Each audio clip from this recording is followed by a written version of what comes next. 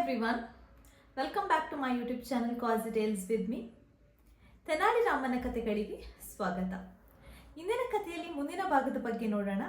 ಇಂದಿನ ಕಥೆಯ ಹೆಸರು ತೆನಾಲಿ ರಾಮನ ವಿಶೇಷ ಪ್ರಯೋಗ. ಒಂದು ದಿನ ಏನಾಗುತ್ತೆ ಅಂದರೆ, ರಾಜಗುರು ತೆನಾಲಿ ರಾಮಕೃಷ್ಣನ ಜಾಣತನವನ್ನು ಮೆಚ್ಕೊಳ್ತಾನೆ ಇರೋದಿಲ್ಲ. ಹಾಗೆ ಅವನ ಮೇಲೆ ತುಂಬ ಅಸೂಯೆ ಇರುತ್ತೆ. ಹಾಗಾಗಿ ಒಂದು ಸುಳ್ಳನ್ನು ರಾಜಗುರು ದೊರೆಗೆ ಹೋಗಿ ಹೇಳ್ತಾರೆ. ಏನು ಅಂದರೆ, ತೆನಾಲಿ ರಾಮನ ಬಳಿ ಪರಸ್ ಅನ್ನುವಂತಹ ಒಂದು ಹರಳಿದೆ.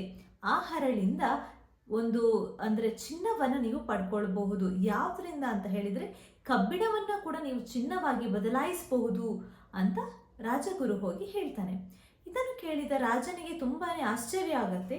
ಈ ತರಹ ಒಂದು ಹರಳಿರುವುದು ತೆನಾಲಿ ರಾಮಕೃಷ್ಣ ನಮ್ಮ ಬಳಿ ಹೇಳಿಲ್ಲ ಅಂತ ಹೇಳ್ತಾನೆ.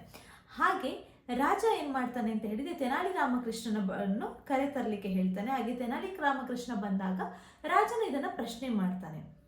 ಆಗ ತೆನಾಲಿ ರಾಮಕೃಷ್ಣನು ಇದನ್ನು ಅರಿತು, ಓಕೆ, ಇದೆಲ್ಲ ರಾಜಗುರುನ ಕುತಂತ್ರ ಆಗಿರತ್ತೆ, ನನ್ನನ್ನು ಸೋಲಿಸಬೇಕು ಅಂತ ಈ ಥರ ಮಾಡ್ತಾ ಇದ್ದಾರೆ, ಹಾಗಾಗಿ ನಾನು ಇದಕ್ಕೆ ತಕ್ಕ ಉತ್ತರ ನೀಡಬೇಕು ಅಂತ ಹೇಳಿ ರಾಜನ ಹತ್ರ ಹೇಳ್ತಾನೆ. ಹೌದು, ನನ್ನ ಹತ್ರ ಅಂತಹ ಒಂದು ಹರಳಿದೆ ಅಂತ ಹೇಳ್ತಾನೆ. ಆಗ ರಾಜನ ಏನು ಹೇಳ್ತಾನೆ ಅಂತ ಹೇಳಿದರೆ, ಹಾಗಾದರೆ ನೀನು ಆ ಹರಳಿನ ಪ್ರಯೋಗವನ್ನು ಮಾಡು ಅಂತ ಹೇಳ್ತಾನೆ. ಸರಿ ಅಂತ ಹೇಳಿ ತೆನಾಲಿ ರಾಮಕೃಷ್ಣ ಅಲ್ಲಿಂದ ಹೊರಗೆ ಹೋಗ್ತಾನೆ.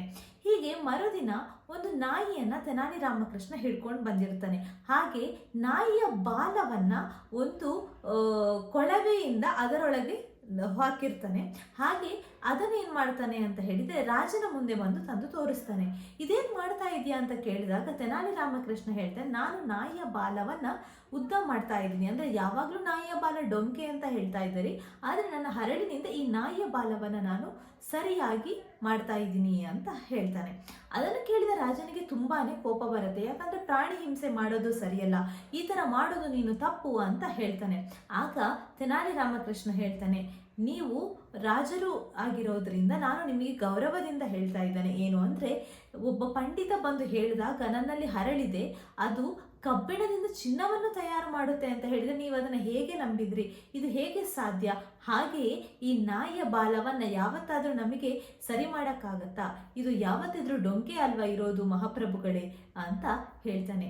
ಇದರಿಂದ ರಾಜನಿಗೆ ಗೊತ್ತಾಗುತ್ತೆ, ಪಂಡಿತ ನಮ್ಮ ಜೊತೆ ಸುಳ್ಳು ಹೇಳಿದ್ದಾನೆ, ಹಾಗೆ ತೆನಾಲಿಯ ಮೇಲೆ ಅವರಿಗೆ ಅಸೂಯೆ ಇದೆ ಅಂತ ರಾಜನಿಗೆ ಗೊತ್ತಾಗತ್ತೆ. ಆಗ ರಾಜನು ತೆನಾಲಿಯ ಮೇಲೆ ಅಂದರೆ ಸಂಶಯ ಪಟ್ಟಿರೋದಕ್ಕಾಗಿ ಕ್ಷಮೆಯನ್ನು ಯಾಚಿಸ್ತಾನೆ.